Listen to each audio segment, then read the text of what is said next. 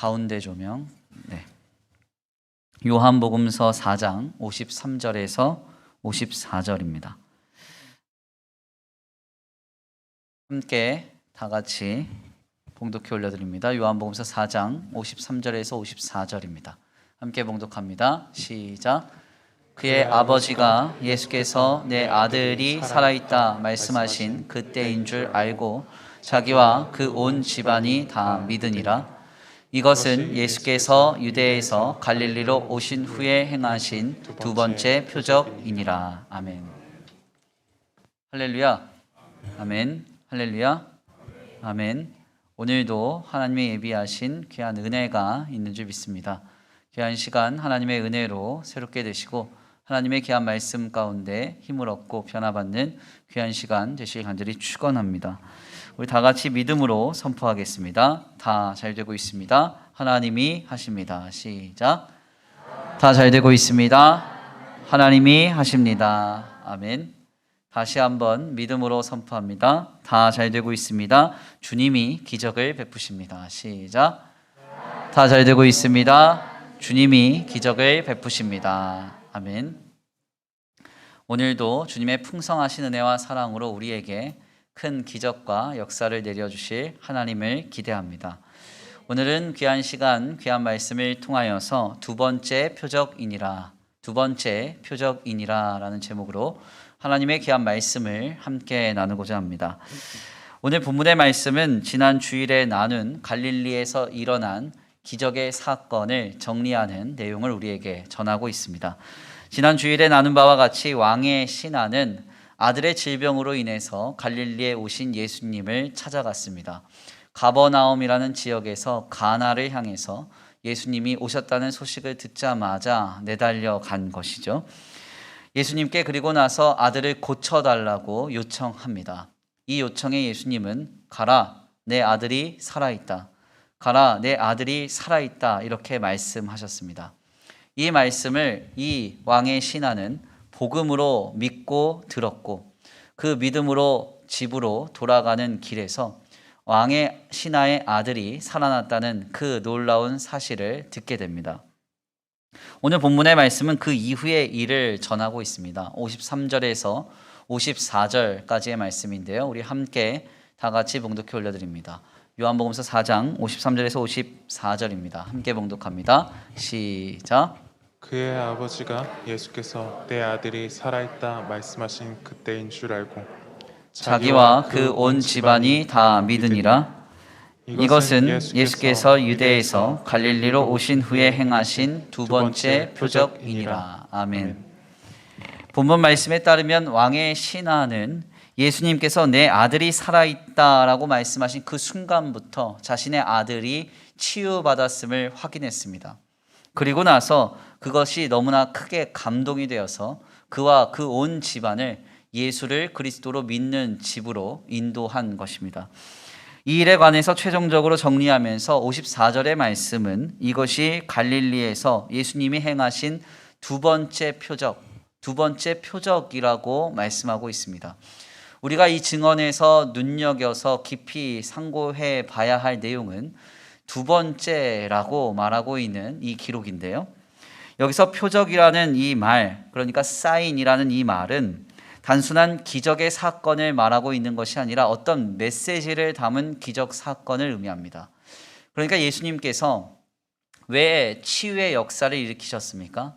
주님이 왜 귀신 들린 자에게 그 축사하셔서 해방을 허락하셨고 왜 죽은 자를 살리시며 왜 무리를 걸으시는 기적을 베푸셨습니까? 이것은 그냥 하나님께서 기적의 사건으로 경험시키신 것이 아니라 어떤 메시지를 증거하시고자 기적을 감당하셨다는 것이죠. 그럼 어떤 메시지를 전하고 있는가? 하나님 안에서 예수는 구약에서 예언하신 참 메시아요, 오직 유일한 그리스도이심을 말씀하고 있는 것입니다.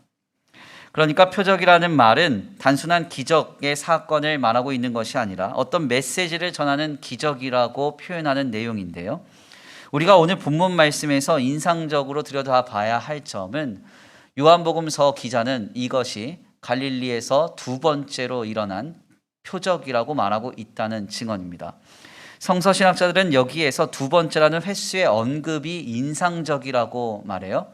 우리가 마태복음을 읽어보고 마가복음을 읽어보고 또한 누가복음을 읽어보면 요한복음서의 다른 기적의 내용 역시도 마찬가지이기도 한데요. 실제로 주님이 일으키신 기적에 관해서 이것은 첫 번째 기적이다, 두 번째 기적이다, 세 번째 기적이다, 네 번째 기적이다 이런 식으로 증언하지 않습니다. 그런데 오늘 본문 말씀을 보면 굳이 요한복음서 기자는 오늘 본문의 사건을 정리하면서 뭐라고 말하고 있는가 하냐면 이것이 갈릴리에서 예수님이 감당하신 두 번째 표적이라고 말씀하고 있는 것입니다. 실상 이 이유에 관해서 많은 학자들은 예수께서 왕의 신하의 아들을 치료하신 이 사건을 통해 굉장히 강조를 하고 있다. 무엇인가를 전하려고 강조하고 있다. 이렇게 이 부분을 해석합니다. 그래서 우리는 이 본문을 깊이 숙고하면서 한 가지 본질적인 질문을 하지 않을 수 없어요. 요한복음서 기자가 하나님의 감동으로 주님의 말씀을 증거할 때 무언가를 강조하기 위해서 오늘 본문의 사건은 갈릴리에서 일어난 두 번째 표적이다. 두 번째 표적이다. 이렇게 말씀하고 있는 그 내용을 전제해 보면 아주 중요한 질문을 하지 않을 수가 없죠. 그것은 무엇입니까? 오늘 본문 말씀에서 성경은 왕의 신하가 그 아들이 살아났다는 그 내용이 기적임을 말하고 있습니까? 아니면 오늘 본문 말씀에서 왕의 신하와 그의 온 집안이 예수를 믿은 것을 기적이라고 말하고 있습니까? 하는 것입니다. 우리는 바로 여기에서 깊은 숙고를 할 필요가 있어요. 과연 무엇이 진정한 기적일까요? 왕의 신하의 아들이 치유된 것이 기적일까요? 아니면 왕의 신하와 그의 온 집안이 예수를 그리스도로 믿은 것이 기적일까요? 믿지 않는 자들과 세상은 왕의 신하의 아들이 치유된 것을 기적이라고 말하고 그것만 기적이라고 표현할 것입니다. 그러나 믿는 우리들은 달라야 합니다. 우리가 고백하는 기적, 우리가 발견한 기적은 한 사람이 치유받음이 기적이 아니라 한 사람과 그의 온 집안이 예수를 그리스도로 믿음이 기적인 것이죠. 아멘입니까? 가만 한번 생각해 보십시오. 오늘 본문 말씀에 예수님을 그리스도로 영접한 이 사람은 왕의 신하였다고 했습니다. 왕의 신하.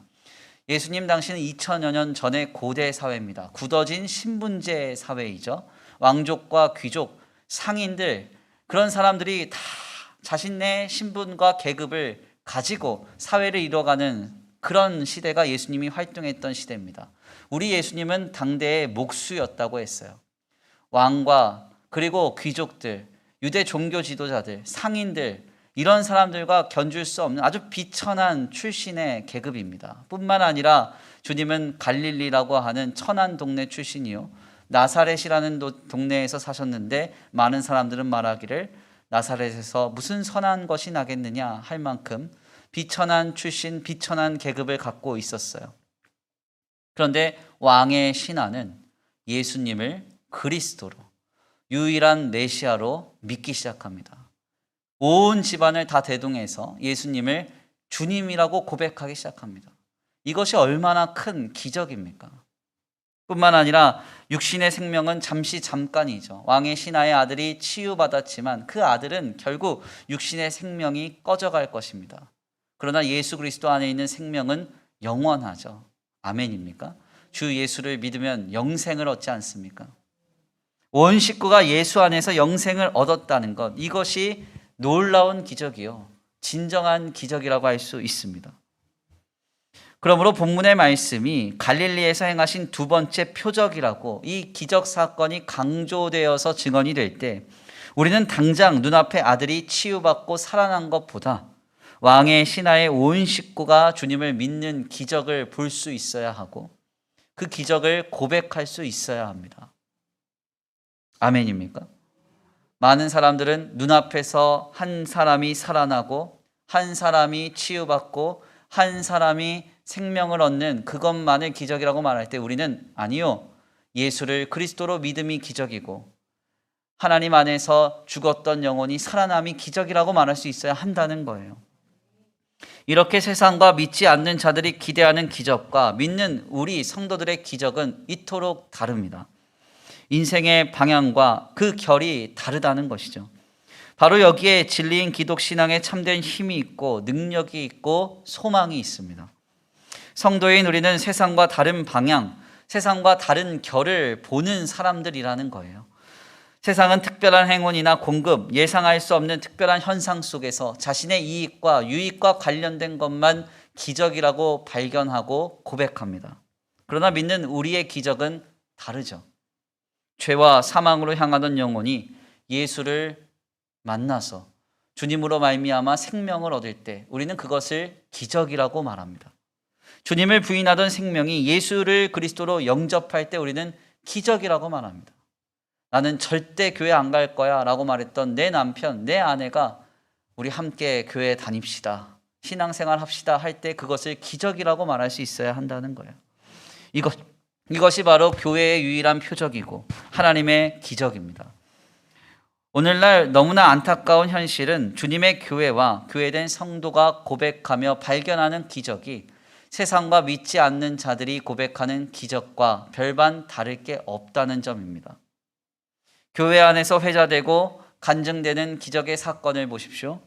얼마나 세속적입니까? 얼마나 물질적이에요? 하물며 강단을 빌려서 간증 집회를 할 때 보면 그 간증의 내용이 뭡니까?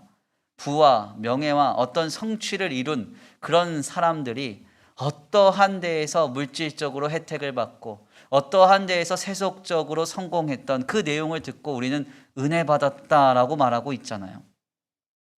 이것이 세상적으로 볼 때 어찌 교회가 다른 길에 서 있다, 우리는 다른 결의 인생을 산다라고 말할 수 있겠습니까? 저도 어린 시절에는 세속적이며 물질적인 현상으로 찾아오는 역사만을 하나님의 기적이라고 인식할 때가 많았습니다.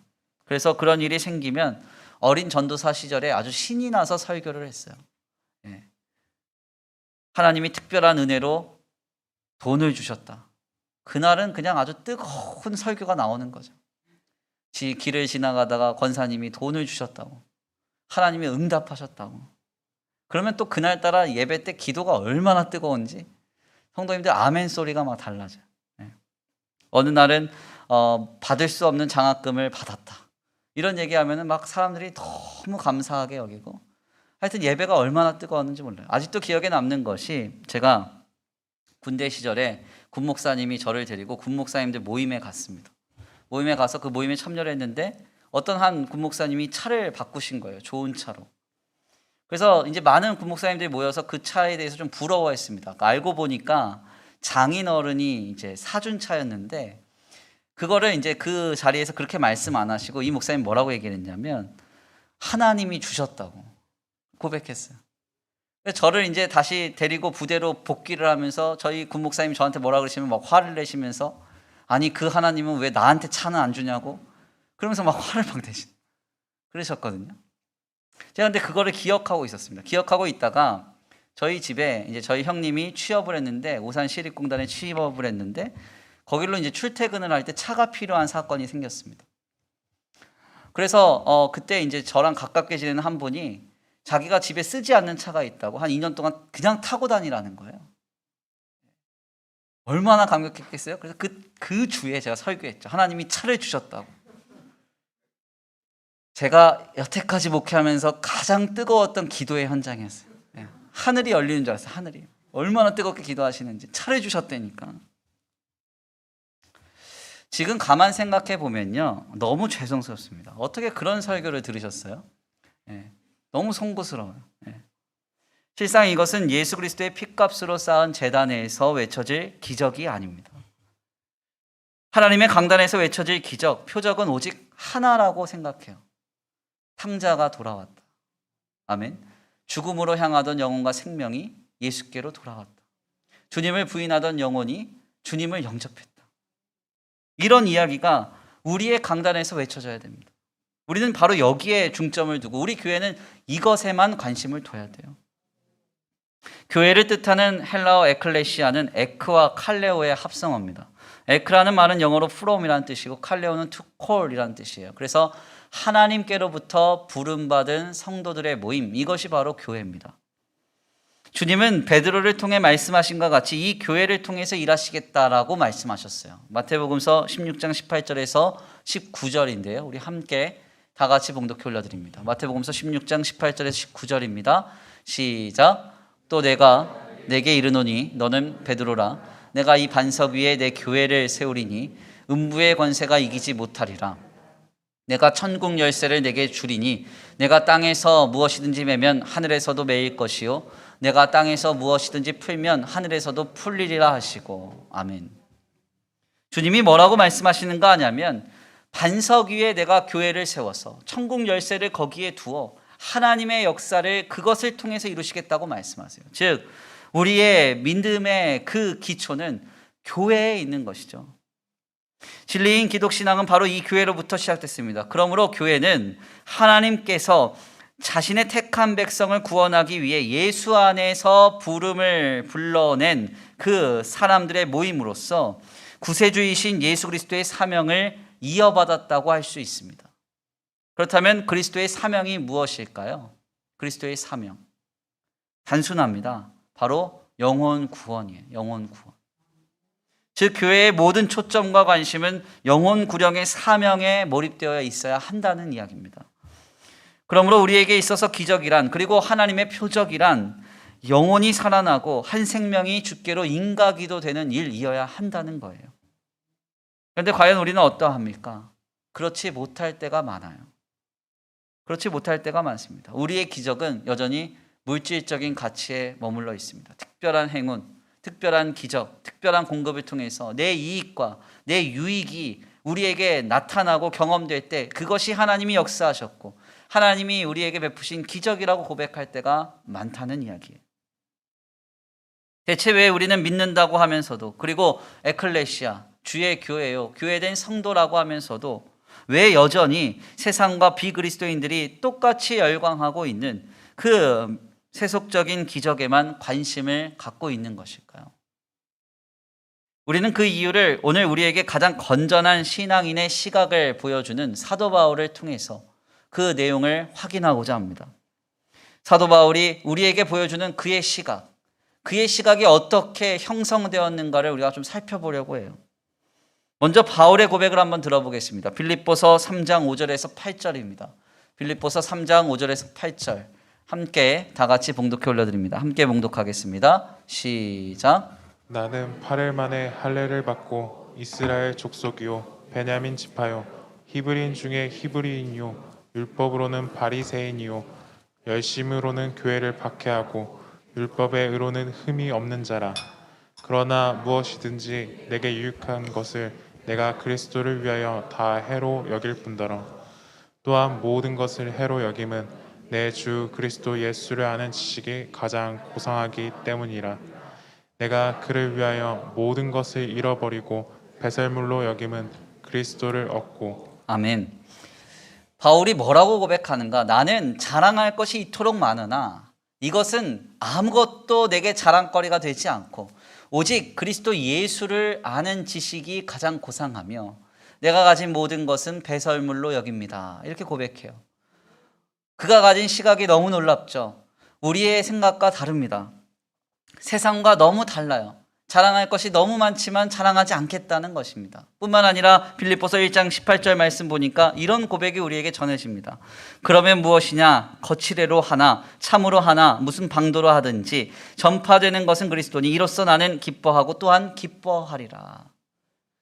사도 바울 주변에 수많은 사람들이 사도 바울을 멸시하고 핍박하고 질투하며 시기했습니다. 그 모든 상황 속에서 그는 그것을 전혀 거리끼지 않겠다는 거예요. 왜? 그리스도만 증거되면, 그리스도만 증거되고 그리스도만 자랑된다면 자신은 아무 상관이 없다는 이야기입니다. 본래 바울은 부활하신 예수님을 만나서 주님을 영접하기 전에는 위협과 살기가 등등했던 사람이었습니다. 자신의 뜻과 자신의 주장을 무시하는 것을 용납 못하던 인생이었고 자신이 가진 신분과 계급, 배경과 지식을 늘 자랑 삼았던 인생이었습니다. 그런데 이런 그가 이제는 나를 오해해도 되고 무시해도 되고 내가 핍박당해도 되고 내가 어려워도 되고 힘들어도 된다는 거예요. 왜요?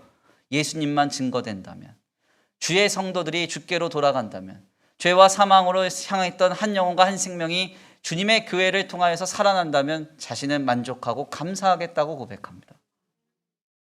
어떻게 이런 놀라운 변화를 일으킬 수 있었을까요? 어떻게 이렇게 변화된 삶을 살아갈 수 있었을까요? 이토록 놀라운 변화를 이룬 그의 변화의 첫걸음에 관해서 성경은 사도행전 9장 18절의 말씀과 같이 그 변화의 시작을 증거합니다. 함께 봉독해 올려볼까요? 함께 봉독하겠습니다. 시작. 즉시 사울의 눈에서 비늘 같은 것이 벗어져 다시 보게 된지라. 일어나 세례를 받고. 아멘. 청년 사울의 삶에서 사도 바울의 삶으로 변화되는 그 전환점의 첫 시작이 무엇이었느냐? 사울의 눈에서 비늘 같은 것이 벗어졌대요. 비늘 같은 것이 벗어졌다. 이것이 벗겨졌을 때 청년 사울은 그동안 자신이 보았던 기준과 관점에서 완전한 변화를 이뤄냈습니다. 자기를 자랑하거나 자기를 주장하지도 않습니다. 세속적인 영광과 물질적인 번영을 추구하지도 않습니다. 성공과 성취를 위해서 목숨을 걸지도 않습니다. 다만 천막을 기어가면서 어려운 형편에 처한다 할지라도 핍박과 박해를 당하면서도 오직 그리스도만 자랑하고 주의 성도들이 주께로 돌아와 하나님의 교회가 살아나는 그 일을 가장 큰 기쁨과 성취로 여기겠다고 고백합니다. 어떻게 이 일이 가능했습니까? 그의 눈에서 비늘이 벗겨졌기 때문에 그래요. 그의 눈에서 비늘이 벗겨졌기 때문에. 여기서 비늘이라는 말, 헬라어 레피스는 살갗을 뒤덮는 껍질을 의미합니다. 그러니까 바울은 그동안 살갗을 뒤덮는 껍질로 인해서 보지 못하였다가 이것이 벗겨짐으로 다시 보기 시작했다는 거예요. 이는 어떤 의미가 있을까요? 크게 우리가 비유적으로 내용을 정리를 해보면 두 가지 의미가 있어요. 첫 번째, 흑암을 보는 인생에서 빛을 보는 인생으로 전환됐다는 겁니다. 청년 사울의 눈이 레피스로 가려져 있을 때에는 그가 볼 수 있는 것이라고는 어둠밖에 없었습니다. 흑암밖에 없었어요. 즉 그는 늘 어둠 가운데 흑암만을 인식하며 살아갔던 인생이었다는 겁니다. 그런데 이제 그의 눈에서 레피스, 이 비늘이 벗겨지니까 어떻게 됩니까? 빛을 보는 인생이 되었다는 거예요. 빛을 보는 인생이. 빛을 통하여서 모든 것을 인식하는 인생으로 변화됩니다. 흑암을 보는 인생과 빛을 보는 인생이 별것 아닌 것 같아도 이는 완전히 인생의 다른 해석, 다른 반응, 다른 결을 보여줍니다. 물리화학적으로 볼 때요, 실상 우리가 살아가고 있는 이 모든 세계는 빛의 세계 아닙니까? 우리가 색깔을 어떻게 인식해요? 이것이 파란색인지, 저것이 빨간색인지, 저것이 갈색인지 어떻게 인식합니까? 빛이 어떻게 반사되어서 무슨 색깔로 우리에게 보여지느냐. 여기서 우리가 색깔을 인식하고, 거리를 어떻게 인식합니까? 빛이 얼마나 이게 반사되느냐에 따라서 그 빛을 보고 거리도 보고 삶도 보고 모든 걸 보는 거예요. 요한일서 말씀을 보니까 우리 하나님은 빛이시라고 했습니다. 즉 그러니까 바울이 흑암을 보는 인생에서 빛을 보는 인생으로 전환됐다는 것은 이제 하나님을 통하여서 모든 것을 감각하는 인생으로 변화되었다는 거예요. 아멘입니까? 바울은 이제 모든 현상과 상황을 하나님을 통하여 보았습니다. 주님을 통하여 보고 주님을 통하여 해석하기 시작했어요. 이것이 바로 두 눈에서 레피스가 떨어져 나간 새로운 인생이라고 할 수 있습니다. 모든 것을 주님을 통하여 보기 시작할 때 우리의 인생에는 해석이 달라집니다. 우리의 인생엔 반응이 달라지게 되어 있어요. 바울처럼 고백할 수 있다는 것이죠. 내가 자랑했던 모든 것은 다 배설물로 여기고 나는 오직 그리스도만 자랑하기를 원하노라. 아멘. 어떤 상황이든 빈부에 처하든 어떤 상황이든 나와 함께 하시는 주님으로 말미암아 나는 모든 것을 할 수 있습니다. 고백할 수 있다는 것입니다. 그러므로 우리도 역시 이 길에 서야 됩니다. 빛을 통하여 모든 사물을 보듯이 주님을 통하여 모든 것을 인식하는 것입니다. 속썩이는 배우자의 문제를 우리가 그냥 우리의 눈으로 볼 게 아니라 예수 그리스도를 통하여 배우자를 보는 거예요. 그러면 그 배우자가 속썩이는 사람이 아니라 불쌍히 여겨야 될 존재임을 깨닫게 될 거예요. 가슴 아픈 자녀의 문제나 우리의 가정의 문제가 더 이상 낙심할 만한 사건이 아니라 나를 이루어 가시는 하나님의 섭리와 작정으로 보여지기 시작할 것입니다. 우리의 삶의 모든 질고와 모든 고난이 하나님 안에 있는 나를 향한 놀라운 계획, 뜻, 유익으로 고백될 거예요. 그래서 시편 기자가요, 이렇게 고백합니다. 제가 공동 번역서로 한번 읽어드릴게요. 119편 71편입니다. 이렇게 고백해요. 고생도 나에게 유익한 일, 그것이 당신 뜻을 알려줍니다. 아멘입니까? 우리의 삶에 고생이 있습니다. 어려움이 있어요. 고단함이 있습니다. 그러나 우리의 눈에서 비늘이 벗겨져 주님을 통하여 그것을 보기 시작하면 그것이 유익으로 내게 찾아오고 하나님의 선하신 계획으로 해석되기 시작한다는 거예요. 그래서 바울은 이것을 이렇게 고백합니다. 우리가 알거니와 하나님을 사랑하는 자, 곧 그의 뜻대로 부르심을 입은 자들에게는 모든 것이 합력하여 선을 이루느니라. 아멘입니까? 결국 이는 자연스럽게도 두 번째 의미로 이어집니다. 두 눈에서 레피스가 떨어져 나갔다는 것은 이제 보지 못했던 것을 보는 인생으로 전환된다는 거예요. 이전의 삶 속에서는 고난에 처할 때 고난만 보였습니다. 고난에만 내 시선이 그냥 갇혀 있었습니다. 그러나 하나님 안에서 우리의 눈에서 비늘이 벗겨지면 고난 속에 우리와 함께 하시는 하나님이 보여요. 시험 속에서도 주님의 섭리를 보기 시작합니다. 보지 못했던 것을 보는 인생으로의 대전환이 시작된다는 거예요. 그러므로 우리도 지금 우리의 눈에서 레피스, 비늘이 벗겨져야 될 줄 믿습니다. 우리의 눈에서 레피스가 벗겨질 때 청년 사울이 주님을 통하여 보고 보지 못했던 것을 보며 살게 되는 사도 바울의 인생을 살게 되었던 것처럼 우리도 하나님 안에서 참된 주님의 역사를 보며 하나님의 다스리심, 통치하심을 보며 살아가게 될 줄 믿습니다. 실상 성경을 자세하게 좀 숙고를 해보면요, 모든 죄는 결국 보는 것에서부터 시작됐음을 확인하게 수 있어요. 원죄인 선악과 사건을 보십시오. 하나님이 먹지 말라던 그 선악과를 그 아담과 하와가 먹을 때 그 일이 어떻게 시작됐습니까? 먼저 뱀이 하와에게 가서 미혹했죠. 정녕 저것을 먹으면 안 된다고 했느냐? 죽는다고 했느냐? 죽지 않을 것이다 하면서 주님의 말씀을 막 왜곡시켰어요. 결국 하와가 뱀의 말을 듣고 어떻게 했는가? 성경에 이렇게 말합니다. 뱀의 말을 듣고 선악과를 보니 먹음직도 하고 보암직도 하더라. 바로 여기에서부터 하와가 무너지기 시작한 거예요. 노아의 홍수 심판 당시에 땅이 죄로 그러니까 관영하게 된 때를 그 증거하는 원인에 대해서 성경이 뭐라고 말합니까? 하나님의 아들들이 사람의 딸들의 아름다움을 보고 여기에서부터 죄가 관영했고 하나님이 인간을 지으셨음을 한탄했다고 했어요. 하나님의 아들들이란 주님께 속한 택한 백성들을 얘기합니다. 사람의 딸들이란 주님을 떠난 족속을 이야기합니다. 하나님의 속한 백성들이 하나님을 떠난 족속들의 아름다움을 보기 시작했을 때 그때 죄가 관영하기 시작했다고 성경이 말해요. 더 나아가 하나님의 사람이었던 다윗은 왕궁을 거닐다가 밧세바가 목욕하는 것을 보고 간음하고 살인하게 되는 범죄를 저지릅니다. 마지막으로 신약 시대에 이르러서 가룟 유다가 예수님을 팔 그 악한 마음을 품는 그 장면을 보면 어디에서부터 문제가 생깁니까? 마리아가 향유를 예수님께 부음으로써 주님의 장사를 예비한 그 현장 속에서 허비된 향유를 보고 악한 마음을 품기 시작한 거예요. 즉 보는 것, 이 보는 것에서부터 모든 것이 시작됩니다. 보는 것이 바뀌지 않으면 우리의 삶이 신앙으로 건전히 세워갈 수 없다는 거예요. 눈에서 레피스, 비늘이 벗겨져야 됩니다. 비늘이 벗겨져야 돼요.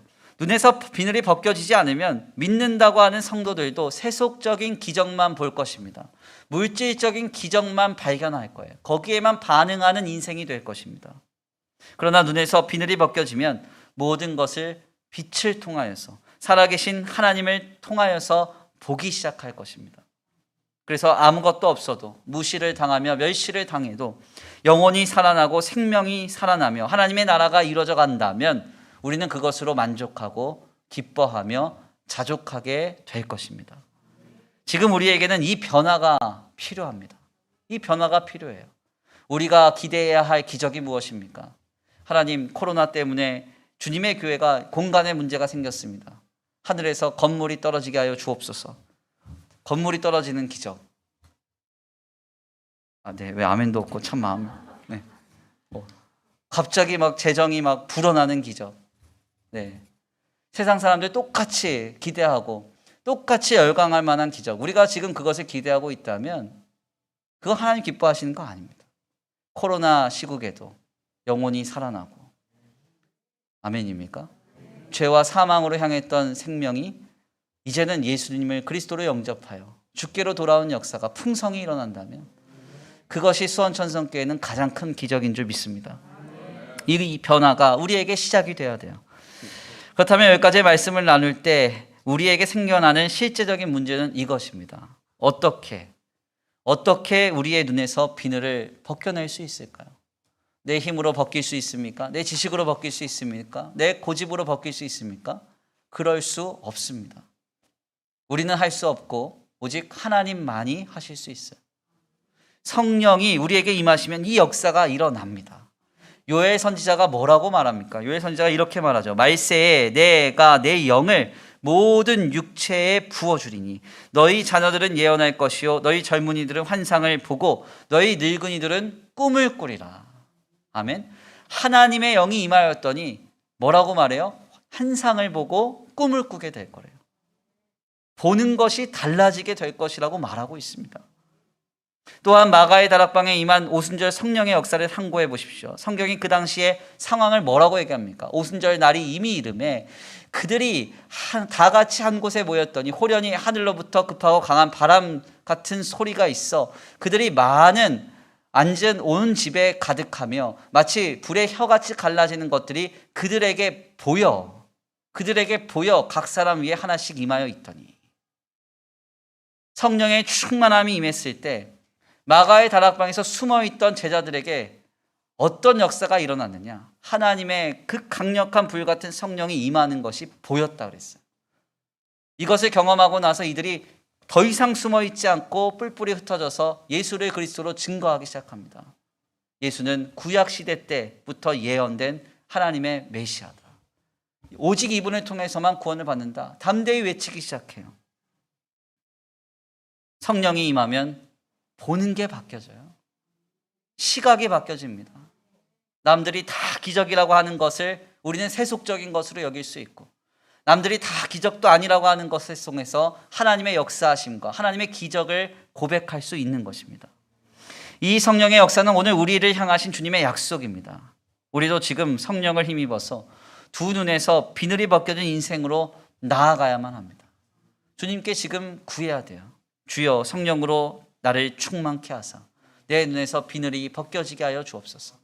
세상이 동경하고 비그리스도인들이 동경하는 것만 바라보는 우리의 시각이 변화되게 하여 주옵소서. 보지 못하는 하나님의 역사를 보게 하시고 영혼과 생명이 살아나는 그 기적을 보게 하여 주시옵소서. 내 눈에서 비늘이 벗겨지지 않으면 나는 세상과 똑같이 볼 수밖에 없습니다. 세상과 비그리스도인들이 영광하는 것에 내 시선을 빼앗기고 우리의 마음이 함몰되어 살아갈 수밖에 없습니다. 주여 내 눈을 새롭게 하여 주옵소서. 오늘 우리가 불렀던 찬송처럼 성령이여 내 눈을 열어 주옵소서. 기도해야 한다는 것입니다. 그러므로 지금 우리의 눈이 변화되어 진정한 두 번째 표적, 영혼과 생명이 살아나고 하나님의 나라가 세워지는 기적을 볼 수 있는 저와 우리 성도들 모두가 되시길 간절히 축원합니다. 그런 교회, 그런 성도가 될 수 있게 되기를 간절히 축원합니다. 귀한 말씀의 결론을 맺겠습니다. 본문은 예수님께서 갈릴리에서 감당하신 기적을 두 번째 표적이라고 증거하고 있습니다. 특별히 우리는 본문의 말씀을 깊이 상고하면서 스스로 물어봐야 됩니다.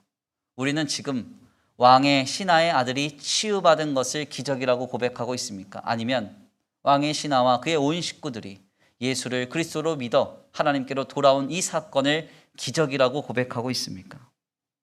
진정한 기적은 세상 사람들 모두가 열광하고 열망하는 세속적인 기적과 물질적인 기적이 아니라 영혼과 생명이 살아나고 하나님의 나라가 세워지는 기적인 줄 믿습니다.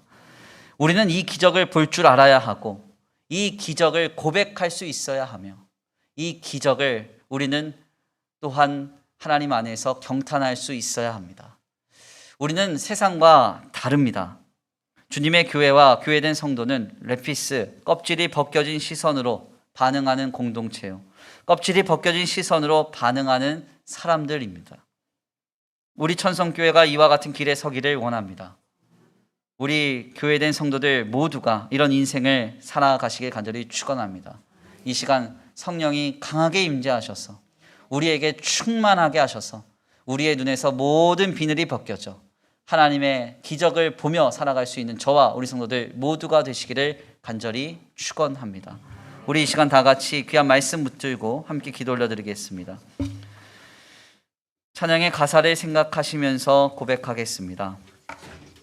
허무한 시절 지날 때, 깊은 한숨 내쉴 때 성령이 오셔서 하나님의 나라를 꿈꾸게 하십니다. 주님의 나라를 보게 하십니다. 하나님의 역사를 발견하게 하십니다. 주님, 이 놀라운 은혜를 누리게 하여 주시옵소서. 세상과 비그리스도인들이 열광하고 경탄하는데 똑같이 가서 그것만 보고 있는 우리의 인생이 아니라 하나님께서 하시는 일, 탕자가 돌아오며 죄와 사망의 비참 가운데 있는 영혼이 살아나며 마른 뼈와 같았던 영혼과 생명이 주님으로부터 생명을 얻는 그 놀라운 역사를 보고 경탄할 수 있는 우리의 믿음이 되게 하여 주옵소서. 성령이여, 내 눈을 뜨게 하여 주옵소서. 내 눈을 뜨게 하여 주옵소서. 우리 이 시간 다 같이 말씀 붙들고 찬양으로 고백하시고 주여 한번 부르시고 기도하겠습니다.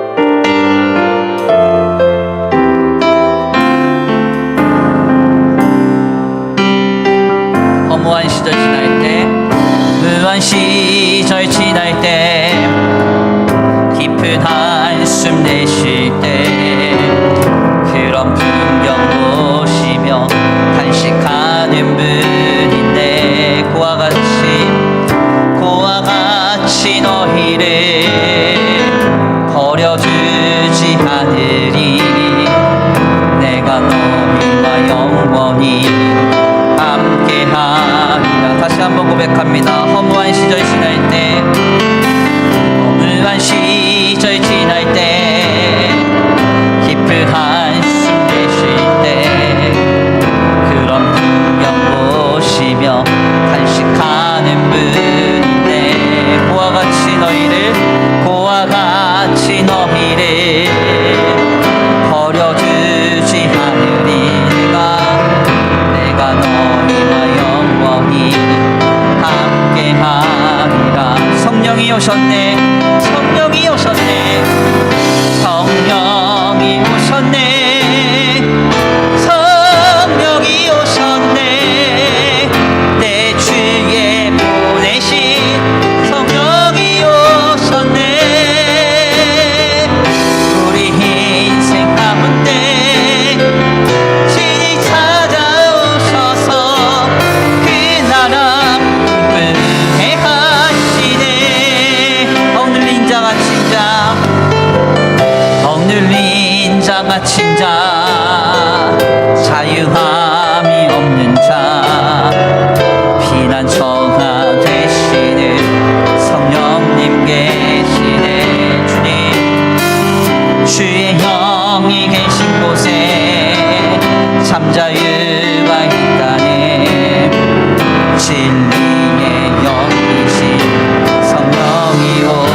억눌린 자 갇힌 자, 자유함이 없는 자, 억눌린 자 갇힌 자, 자유함이 없는 자, 피난처가 되시는 성령님께 주님, 내 눈을 뜨게 하여 주옵소서. 주의 영이 계신 곳에 참 자유가 진리의 영이신, 진리의 영이신 성령이 오셨네. 성령이 오셨네. 성령이 오셨네. 내 주에 보내신 성령이 오셨네. 우리 인생 가운데 친히 찾아오셔서 그 나라 기쁘게 하시네. 성령이 오셨네. 성령이 오셨네. 성령이 오셨네.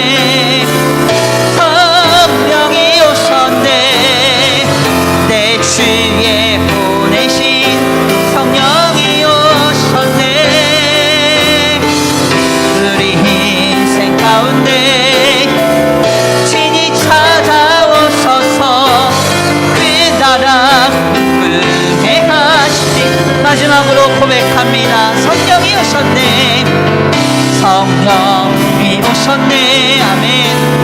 성령이 오셨네. 내 주에 보내신 성령이 오셨네. 주님 내 눈을 뜨게 하소서. 인생 가운데 신이 찾아오셔서 그 나라 꿈꾸게 하시네. 아멘. 아멘. 우리 이 시간 기도하기 원합니다. 하나님, 그렇습니다. 하나님, 지금 성령으로 충만케 하사, 성령으로 충만케 하사 내 눈을 뜨게 하여 주옵소서. 성령으로 충만하여 이제는 세상이 바라보며 비그리스도인들이 바라보는 곳에 우리 시선과 관점을 빼앗기지 않게 하시고 오직 하나님 앞에 우리의 모든 시선이 변화되어 하나님이 하시는 일을 바라보며 하나님 나라를 바라보며 평탄하고 감사하며 기뻐할 수 있는 우리의 믿음이 되도록 주님 붙들어 주시옵소서. 우리 이 시간 간구하고 소원하시면서 주여 한번 부르시고 말씀 붙들고 기도 올려드립니다. 주여 한번 부르시고 기도합니다. 주여, 사랑과 은혜가 많으신 하나님 감사합니다. 오늘 귀한 시간 귀한 자리로 주님 앞에 나와 하나님의 귀한 말씀 상고케 하시니 감사합니다. 하나님, 그렇습니다. 하나님, 그렇습니다.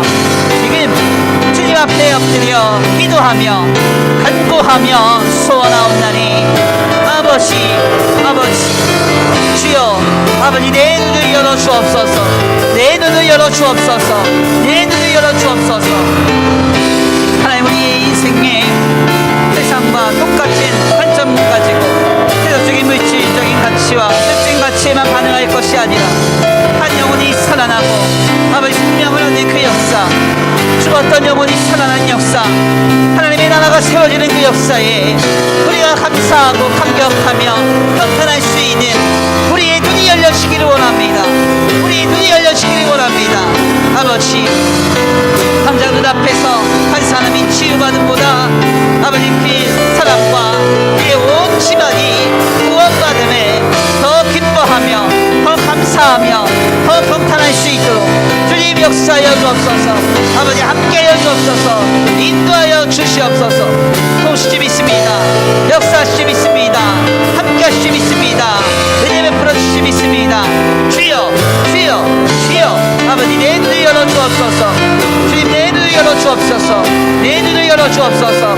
성령으로 충만하게 하사, 성령으로 충만하게 하사, 성령으로 충만하게 하사 하나님 나라를 보게 하시고 하나님 다스리심을 보게 하시고 하나님이 원하시는 그 기적을 보며 감사하며 평탄할 수 있는 우리의 믿음이 되게 하여 주시옵소서. 아버지 도우시지 믿습니다. 함께하시지 믿습니다. 인도하시지 믿습니다. 주님 성령으로 충만하게 하소서. 성령이여 내 눈을 뜨게 하소서. 내 눈을 뜨게 하소서. 내 눈을 뜨게 하소서. 주님 아버지, 이제 세상과 다른 시각을 가지고 바울처럼 살아가기를 원합니다. 성령이 오셨네. 성령이 오셨네. 내 주에 보내신 성령이 오셨네. 우리 인생 가운데 신이 찾아오셔서 그 나라 꿈꾸게 하시네. 성령이 오셨네. 성령이 오셨네. 내 주에 보내신 성령이 오셨네. 우리 인생 가운데 신이 찾아오셔서 그 나라 꿈꾸게 하시네.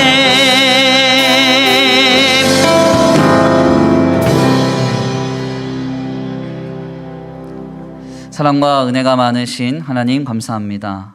오늘 귀한 시간, 귀한 자리로 인도하여 주셔서 주님 앞에 나와 귀한 말씀 상고케 하시니 감사합니다. 주님의 은혜 가운데 하나님 앞에 겸손히 엎드려 우리의 눈이 띄어지기를 기도합니다. 세상과 똑같은 관점과 시각으로 뒤덮여진 레피스 껍질이 있다면 이 시간 그것이 벗어져서 하나님의 나라를 보며 하나님이 원하시는 기적을 보기를 원합니다. 주님, 이 시간 내 눈이 띄어지는 역사가 있게 하여 주시옵시고, 아버지, 세속적인 가치나 물질적인 가치보다 한 영혼과 한 생명이 살아남을 더 기적으로 보며 하나님의 역사로 그것을 인식하며 살아갈 수 있는 우리의 믿음이 되도록 주여 성령으로 나를 충만케 하여 주시옵소서. 이 시간 주님 앞에 겸손히 엎드려 기도합니다. 하나님, 예배 가운데 찾아온 거룩한 발걸음과 각 처소 위에 복의 복을 더하여 주시옵시고, 이제 돌아가 한 주간의 삶을 영위할 때 주님 인도하시며 보호하시며 함께하여 주시옵시되, 간절히 원하옵기는 한 주간의 삶이 세상 사람들과는 다른 것을 보며 하나님의 나라를 목도하고 주님의 기적을 발견하는 거룩하고 복된 한 주간이 되기를 원합니다. 주여, 우리의 눈을 뜨게 하여 주시옵시고 우리의 시각을 변화시켜 주셔서 아버지, 이제 변화된 시각을 가지고 믿음으로 한 주간 승리하며 살아가는 거룩한 삶을 영위하도록 주님 복내려 주시옵소서. 이 시간 하나님 앞에 나와 예배하며 제물 올려드립니다. 하나님, 이 예물이 쓰여지는 곳곳마다 영혼과 생명이 살아나게 하시고 하나님의 나라와 주님의 복음을 위하여 쓰임받는 거룩한 예물 되게 하여 주시옵시되, 드려진 손길 위에 복의 복을 허락하여 주셔서 하늘의 신령한 복과 땅의 기름진 복으로 이들의 가정과 생활 위에 복내려 주시옵소서. 도우시고 인도하시며 함께 하실 줄 믿고 감사함을 올려드리오며 사랑과 은혜가 많으신 우리 구주 예수 그리스도의 이름으로 감사하며 기도 올려드립니다. 아멘. 이제는 우리 주 예수 그리스도의 은혜와 성부 하나님의 극진하신 사랑하심과 성령 하나님의 내주 교통하심이 오늘 귀한 말씀 가운데 깨달아 성령으로 충만하여 두 눈이 새롭게 떠짐으로 인하여서 하나님의 기적과 하나님의 나라를 보며 살아가기로 결단하는 모든 성도들 머리 위에 이제로부터 영원토록 함께 있을지어다. 아멘.